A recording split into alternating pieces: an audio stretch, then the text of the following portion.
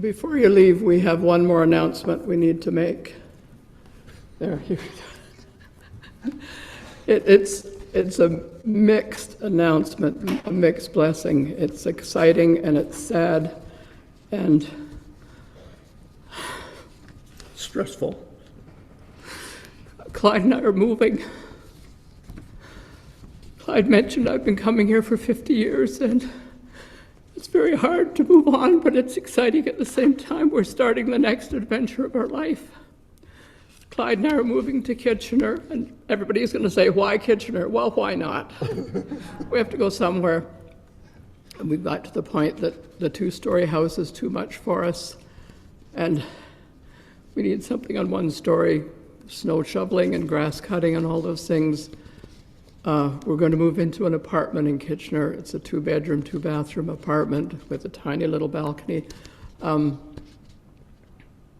think we're going to have a lot of fun there. We're going to love being there. But we're going to hate not being here anymore. And it's very hard for me to even say these words, but leaving is going to be so incredibly difficult. We'll be here for a few more weeks. November 2nd is our last official Sunday here. We'll be moving a few days after that.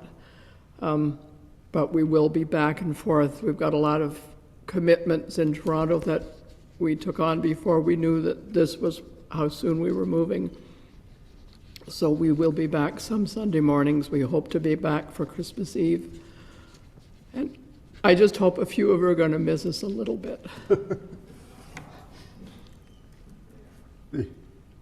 The thing, I was looking at the weather calendar this morning, and it says extra heavy snow coming off Lake Huron.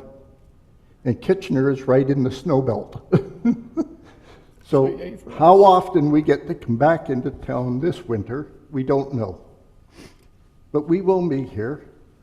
We have commitments in a number of different places, not only a few doctor's appointments, but that's midweek, but we will be Markham Theatre, for instance. We have some tickets there.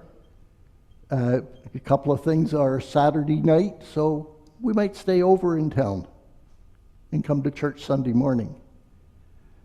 Christmas Eve, we will definitely commit to, barring the weather, but we will be able to drive down during the day, be here for Christmas Eve, and then head back home, but be able to pick up Joan's son and take him back with us so that we can have Christmas together. So we won't forget our time here. I mentioned Joan's 50 years, but between us we have over 80 years here. So it's been quite a challenge. When I first started here, it was my first time in a United Church to where I wanted to belong. And I think it took all of about 3 months before somebody told me I was church treasure.